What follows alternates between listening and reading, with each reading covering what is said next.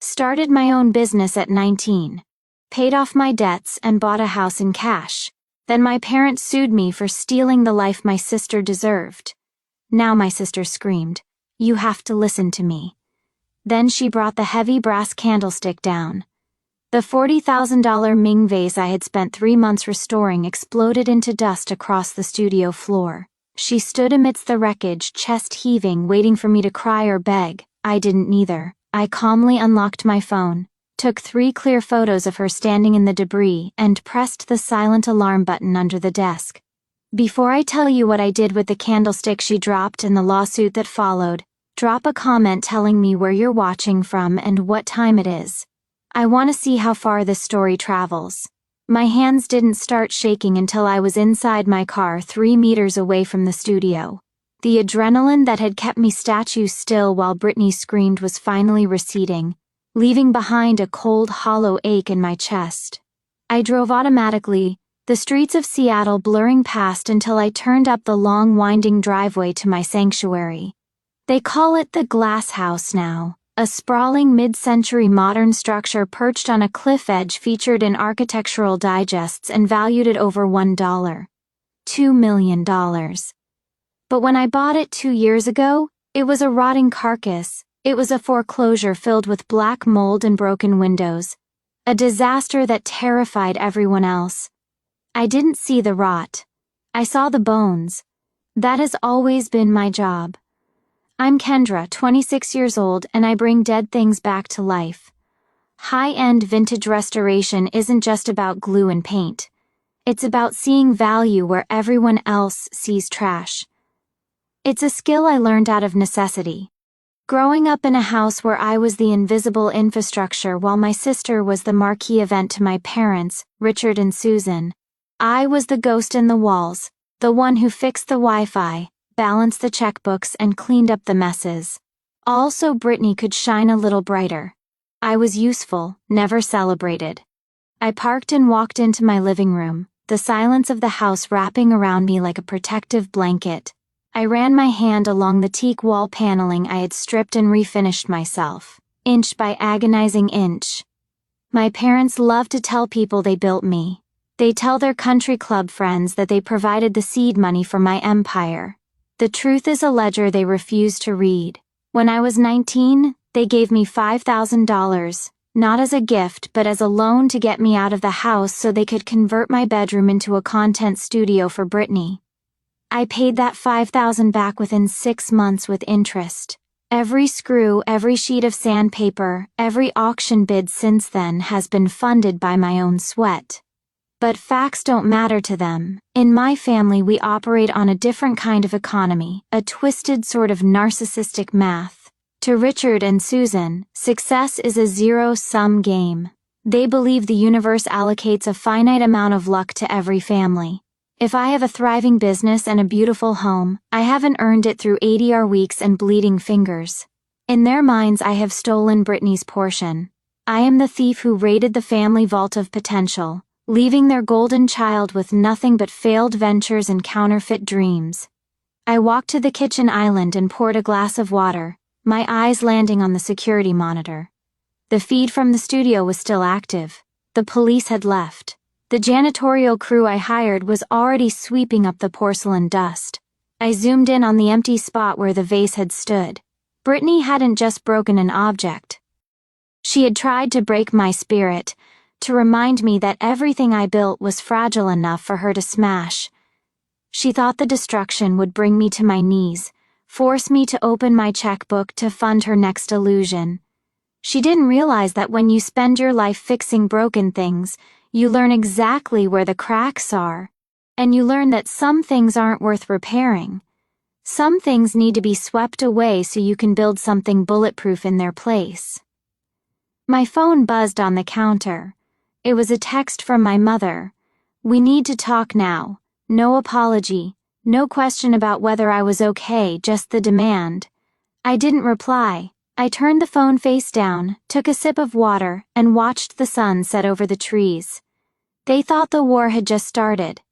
They didn't know I'd been fortifying my defenses for years.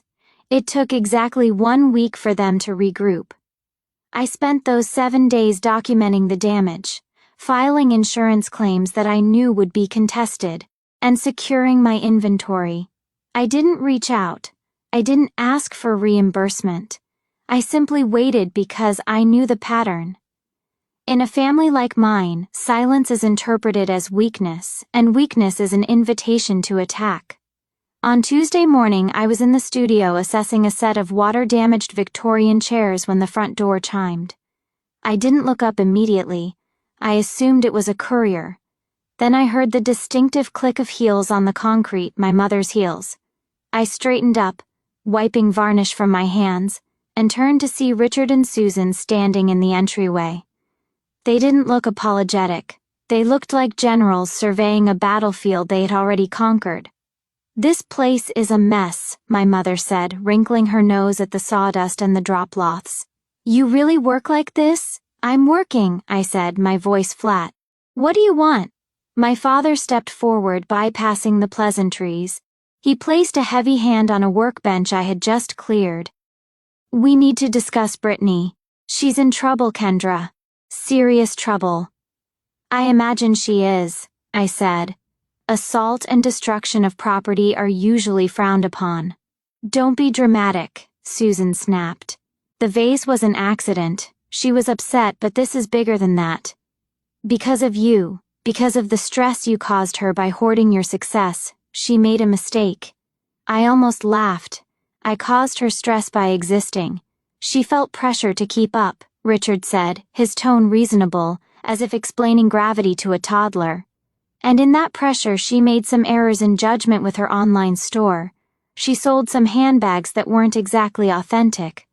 "Counterfeit," I corrected. "She sold fake luxury goods. That's federal wire fraud." "It was a sourcing error." Susan's voice rose to a shrill pitch. She didn't know, but now the feds are involved. "They're talking about fines, Kendra. Prison time. She's 24 years old. She can't go to prison." I leaned back against my desk, crossing my arms. "So hire a lawyer." "We can't," Richard said, his face hardening. "Her assets are frozen. Our liquidity is tied up in the market. We need you to help. You have the cash. We know you do. You just bought that house. You want me to pay for her defense?" "We want you to fix this," Susan said. "Liquidation. Sell some of this stuff." She waved a dismissive hand at the priceless antiques surrounding us. "Pay the fines. Get her a top-tier attorney. Help her rebrand. It's the least you can do after everything we've given you." "Given me?" I asked quietly. "You mean the $5,000 I paid back 6 years ago?" "We gave you the inventory?" Richard shouted, his calm facade cracking. "Those chairs? That table? That was family property. We let you take it to start your little hobby, and you turned it into a fortune while your sister struggled. You built this on our backs." I stared at him. The lie was so audacious, so complete. It was almost impressive. They truly believed it. They had rewritten history to make themselves the architects of my success, so they could feel entitled to the dividends. "I'm not liquidating anything," I said, "and I'm not paying her legal bills." "Then you're sending your sister to jail," Susan hissed. "You're choosing money over blood." "I'm choosing not to be robbed twice," I said. "Get out of my studio." They didn't leave immediately. Richard leaned in close, his eyes cold. "You think you're untouchable in your glass house, Kendra, but remember, glass breaks. If you don't help us, we will take what is owed." One way or another, they turned and walked out, leaving the threat hanging in the air like smoke. I watched them go, my heart hammering a frantic rhythm against my ribs. They were desperate, and desperate people don't stop at threats. They escalate. I looked around my studio at the fragile, beautiful things I had spent years protecting. I realized then that a lock on the door wasn't enough. I didn't just need a defense, I needed a trap. I didn't sleep that night, but not because I was afraid. I was calculating. Richard was right about one thing. Glass breaks, but tempered glass, the kind I used to protect million-dollar artifacts, is designed to withstand pressure that would shatter anything else. I realized that fighting them with emotion was a losing battle. They thrived on emotion. They fed on guilt and shouting matches. To beat them, I had to stop being their daughter and start being what they feared most, a creditor. I called them the next morning. I didn't sound angry. I sounded resigned, the tone of a beaten child finally falling back in line. I have a solution, I told my father. Meet me at the office. They arrived at my warehouse office at noon. Brittany was wearing oversized sunglasses to hide her swollen eyes, looking like a tragic celebrity. Richard and Susan swept in with the air of vindicated monarchs. They sat across from me at the conference table, the only piece of furniture in the room that I hadn't restored myself. It was cold industrial steel. "I'm glad you came to your senses," Richard said, loosening his tie. "We knew you'd do the right thing eventually. Family helps family." "I can't pay the fines directly," I said, sliding a thick leather binder across the metal table. "My liquidity is tied up in inventory. But I can buy the debt." Susan frowned, picking up the binder. "What does that mean?" "It means I become Brittany's investor," I explained calmly. "I will cover the legal fees, the restitution to the defrauded customers, and the rebranding costs to keep her out of prison. In exchange, we form a partnership. I handle the financials to ensure this doesn't happen again. Brittany handles the creative." Brittany perked up, pulling her sunglasses down. "So, are you pay for everything and I keep running my brand?" Essentially, I lied, but since I'm putting up the capital, I need security. It's a standard partnership agreement. It just gives me oversight so the feds don't come back knocking. Richard didn't even open the binder. He just smiled, that smug, self-satisfied smile that used to make me feel small. "See, I told you she'd step up. She just needed a push."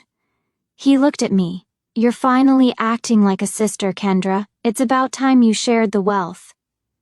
"There are conditions," I said, pointing to the signature tabs.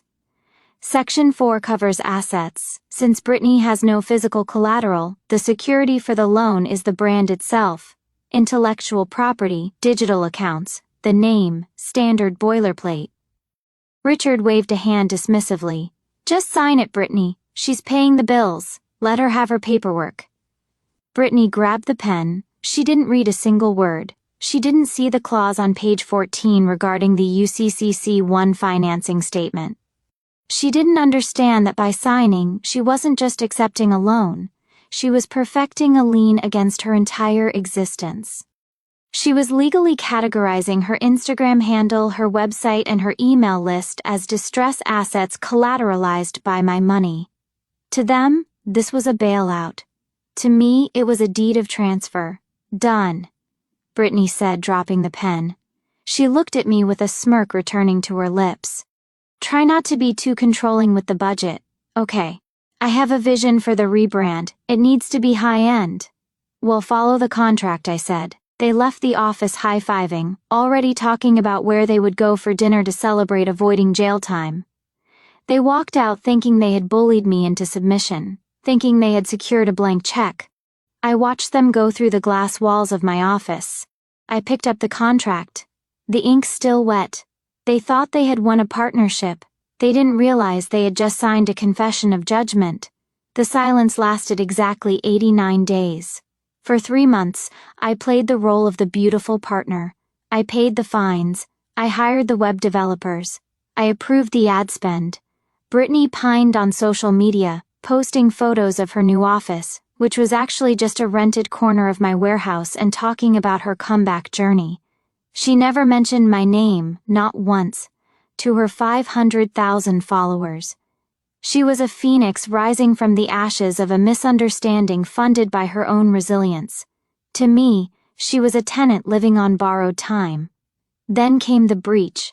I knew it would happen. Entitlement is a habit, and habits are hard to break. It started small. A company card charge for a personal spa day coded as client relations.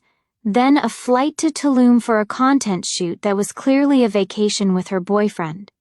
The total unauthorized spend hit $12,000 in a single month. I didn't call her. I didn't send a warning email. I simply opened my laptop and logged into the registrar. Because of the power of attorney clause buried in the partnership agreement, I didn't need her permission to act. I needed a reason, and she had just handed me 12,000 of them. At 2 a.m. on a Tuesday, I executed the transfer. I rerouted the DNS for her website to point directly to my restoration portfolio. I changed the passwords on the business email accounts. Then the PSA resistance. I used the notarized transfer agreement to take ownership of her Instagram account. I didn't delete it. I didn't ban her. I simply changed the handle from Brittany Lifestyle to Kendra's Restoration Diary and archived every single one of her posts. 5 years of selfies, brunch photos, and carefully curated influencer captions vanished into the digital void, replaced by a single high-resolution image of a restored 18th century cabinet. The caption read, "True value is built, not bought. Welcome to the new chapter." I was asleep when she found out.